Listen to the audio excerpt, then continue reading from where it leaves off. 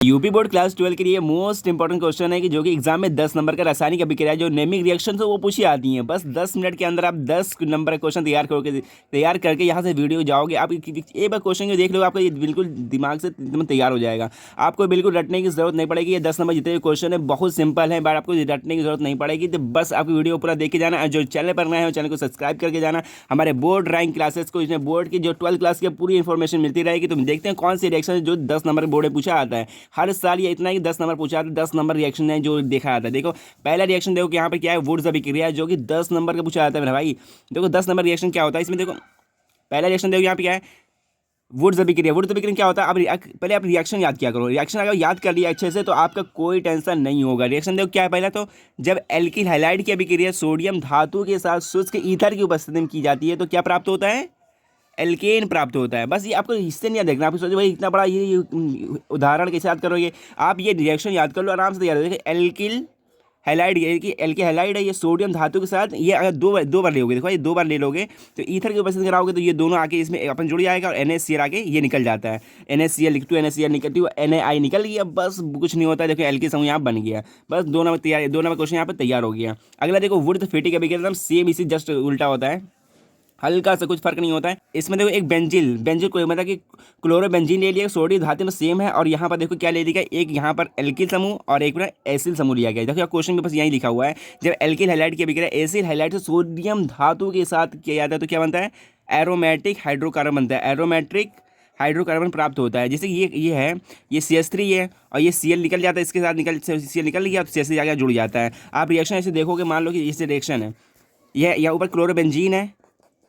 Chlorobenzene है तो अगर इसकी क्रिया सोडियम धातु के साथ कराओगे और साथ में लेना पड़ेगा एक तो CH3 या कुछ भी ले लो, Cl ले लोगे। अब ये CH3 जो यहाँ से Cl हटेगा इस CH3 आगे जुड़ जाएगा, ये बन जाएगा टॉल्यूइन बन जाता है। यहाँ पर ये देखो टॉल्यूइन बन गया, यहाँ पर NaCl यहाँ पर निकल जाता है। बस दोनों यहाँ से तो क्वेश्चन तैयार हो गया। अगला क्वेश्चन देखो बहुत सिंपल सा है, फ्रीडल क्राफ्ट अभिक्रिया। आपको रटने की जरूरत नहीं पड़ेगी, बस आपको अच्छे से समझ जाओ। देखो फ्रीडल क्राफ्ट अभिक्रिया में होता क्या है, पहले आप रिएक्शन देखो इसमें होता क्या है। अगर बेंजीन ले लिया और एक तो ले लेगा मेथिल क्लोराइड ले लिए, और हाँ यहाँ पर याद करना पड़ेगा AlCl3, मतलब कि आपको इसकी उपस्थिति लेनी पड़ेगी, निर्जल AlCl3। इसमें कराओ क्रिया तो ये क्या हो, जो मेथिल है वो जुड़ यहाँ पे आके जुड़ जाता है तो ये बन जाता है टॉल्यूइन बन जाता है। NaCl यहाँ से H निकलेगा, एक तो यहाँ पे H निकलेगा, Cl है तो जल जुड़ गया तो बन जाएगा NaCl निकल जाता है।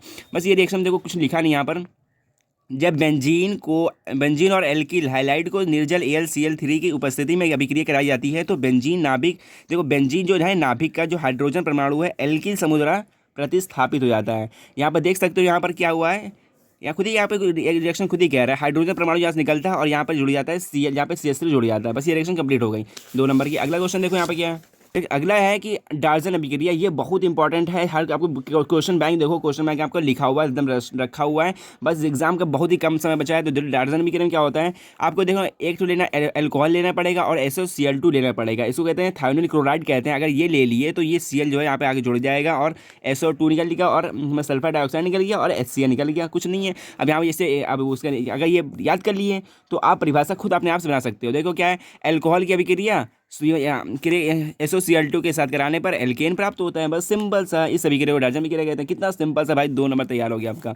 हो सकता है 3 नंबर ही पूछ सकता है ये, तो बहुत अच्छे रट लो क्वेश्चन को। अगला क्वेश्चन देखो, कार्बिल अमीन अभिक्रिया पूछा है। कार्बिल अमीन अभिक्रिया क्या होती है, बहुत ये भी सिंपल होता है। देखो क्या है यहाँ पे, एल्किल एमीन न तो एथिल एमीन, आपको क्या लेना, एथिल एमीन लेना पड़ेगा। इसको अच्छे रटना पड़ेगा। एथिल एमीन को क्लोरोफॉर्म ये है CHCl3 की अभिक्रिया है, किसके साथ कराओगे, एल्कोहलिक KOH के साथ कराओगे। एल्कोहलिक KOH के साथ करा दिए तो क्या है, आइसोसाइनाइड बन जाता है। आइसोसाइनाइड देखो क्या बन गया, एथिल आइसोसाइनाइड बनता है। बस एथिल साइनाइड को बनाना है तो इसी को कहते हैं कार्बिल अमीन अभिक्रिया कहते हैं। आपका ये भी 3 नंबर क्वेश्चन आता है बोर्ड में, बिल्कुल रट लो। क्वेश्चन बैंक में आप देखोगे तो विद्या क्वेश्चन कोई से बैक क्वेश्चन में देखो आपको पीछे लिखा होगा रिएक्शन, बहुत इंपॉर्टेंट है, हर सब बोर्ड में आता है। आप अनसॉल्व देख लो, वहाँ पर क्वेश्चन बहुत आता है। ये देखो सेंट मैर अभिक्रिया अगला क्वेश्चन है।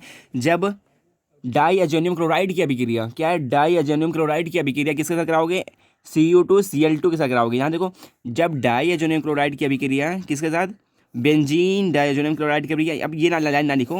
देखो बेंजीन डाईअजोनियम क्लोराइड की अभिक्रिया Cu2Cl2 तथा HCl के साथ गर्म करने पर क्लोरोबेंजीन प्राप्त होता है। देखो इसको कहते हैं जो डाई एजोनियम, देखो diazonium benzene diazonium chloride, इसकी क्रिया किसके साथ Cu2Cl2 HCl के साथ कराओगे तो क्या बनता है, क्लोरोबेंजीन प्राप्त होता है। NO2 निकल गया और HCl निकल गया, बस यही सिंपल से रिएक्शन सेंड मारा अभिक्रिया हो गई। अगला क्वेश्चन देखो, अगला क्वेश्चन बहुत इंपॉर्टेंट है, कैनिजारो और एल्डोर दो होता है ये कैनिजारो, देखो ये भी बहुत इंपॉर्टेंट है, 3 से 4 नंबर क्वेश्चन ये पूछा जाता है।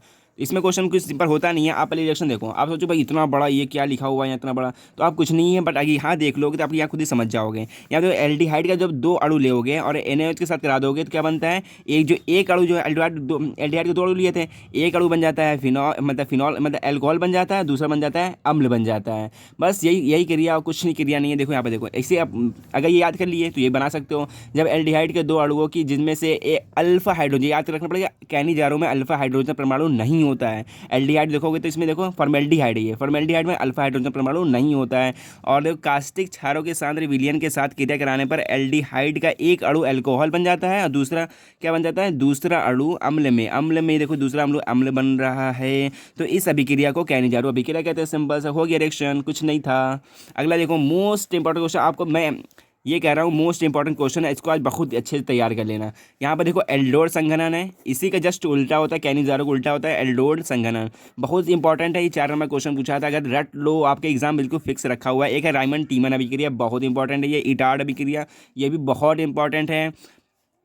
और एक है हाफ मैन ब्रोमाइड अभिक्रिया, बहुत इंपॉर्टेंट, ये भी इंपॉर्टेंट है। और एक गाटरमैन अभिक्रिया, गाटरमैन हो गया, एक गाटरमैन कॉक अभिक्रिया होता है, वो भी बहुत इंपॉर्टेंट होता है। और एक है रोजन मुंड अभिक्रिया, बहुत इंपॉर्टेंट है। रोजन मुंड अभिक्रिया में कुछ होता नहीं है, बस बहुत सिंपल तरीका उसमें लगा होता है रोजन मुंड अभिक्रिया में। इस रिएक्शन को अच्छे से तैयार कर लो, आप कहीं से भी तैयार कर लो, क्वेश्चन बैंक से, बुक से, कहीं तैयार, बहुत इंपॉर्टेंट क्वेश्चन, बहुत ही इंपॉर्टेंट रिएक्शन है, अच्छे तैयार कर लो। और ऐसी इन्फॉर्मेशन आपको जितने भी वीडियो आपको इंपॉर्टेंट मोस्ट इंपॉर्टेंट क्वेश्चन की वीडियो मैं इसमें लाता रहूँगा। तो मिलते हैं नेक्स्ट वीडियो में। जो चैनल पर नए हो चैनल को सब्सक्राइब करना।